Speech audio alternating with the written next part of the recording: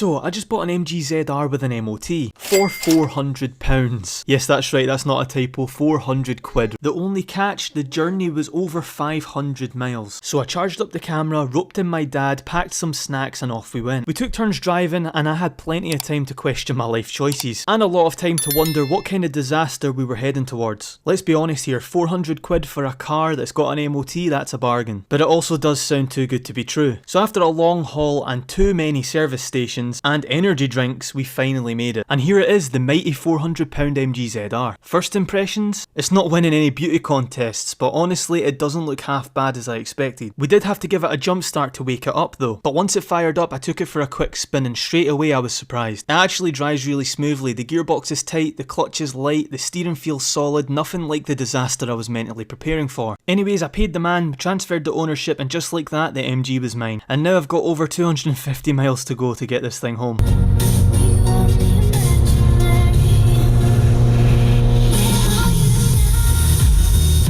That's it, no trailer, no recovery man, just me, the car and a 250 mile road trip. Honestly, I expected the worst, a warning light, a tow, maybe even flames. But the reality? This thing is driving shockingly well, except from one little thing. The flexi pipe is definitely knackered, which means this thing is loud and it sounds like a rally car on a bad day. I'm getting the full track day hero vibes while doing 62 in the middle lane. Apart from the volume and one weird squeak that disappeared on its own, the car just kept going. I was relaxing, but this thing is loud. Because of the flexi pipe, so naturally I turned the music up. If I can't hear the problem, it's not a problem, right? So stopped off, had a bite to eat, finally got home, and the next morning I took the car for a wash. The car cleaned up quite well, but now that it's 100% daylight, I have noticed a lot of the problems on this car. But hey, for 400 quid I can't complain. Okay, so now that I got the car home, we can now go through exactly why I bought this car and go through all the bad parts that I have noticed on it, and just in general talk about the goods and the bads about the car. We'll also let you hear it and see how loud it actually is with the broken flexi pipe. First of all, we have the interior, which could be better, but I'm actually really happy with how it looks, especially for the price tag I paid. Let's give the car a start and actually let you hear it. Here we have the start up.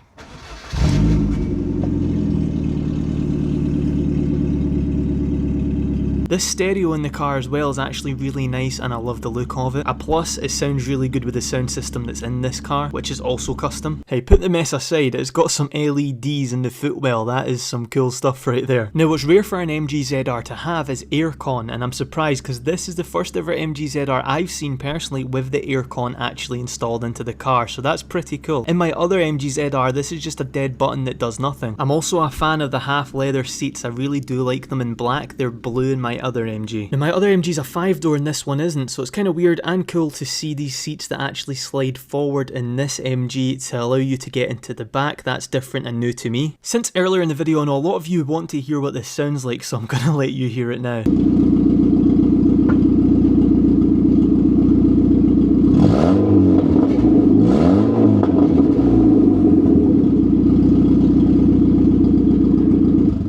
Can go way louder than that, but I just didn't want to be antisocial. So this is the real reason why I bought the car. So as you can see, I already own an MG if you're new to the channel, and this one, I didn't care if there was anything wrong with it because it was the exact same colour as mine and I could use it as a donor car. Meaning I could use this car for parts if it no longer is able to go on the road when the MOT runs out. Anyways, the bad parts. As you can see, it's got a big dent right there. Bodywork related parts is the main problem with this car. There's a scrape here on the bumper, there's obviously rust here and here along with this big dent.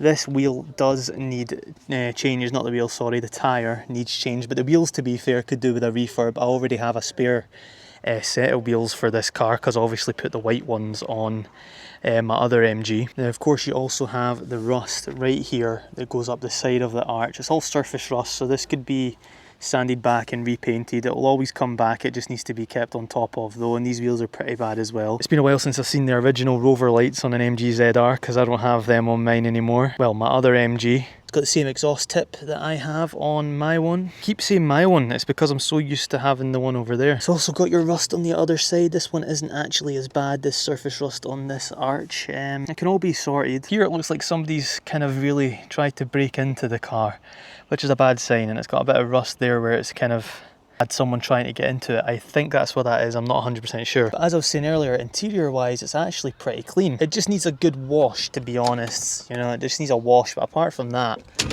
it's actually not bad. Front arch as well also has a lot of rust on this side, and the bumper has a bit of a scrape on it as well. But these wings can be replaced, you can buy them and obviously just paint them, but the wheels genuinely do need a refurb. They're pretty bad. Same with the front grille. The front grille has a bit of a hole in the mesh that can be replaced as well, so it's not too bad. Overall I can't complain, it's a 2004 plate, like the car is really old. Overall I'm happy with it, it was worth the money in my opinion. I really want to try and save it, but the last resort is to use it for parts. I really would hate to see another MG ZR off the road. As much as a lot of people don't like them, I love them. Next though, I need to see this car underneath and really see the damage, because the previous owner did tell me that there is a lot underneath that does need work. But overall, £400 down, and also the money I spent on the journey, which was a really long journey but well worth it. I don't have any regrets.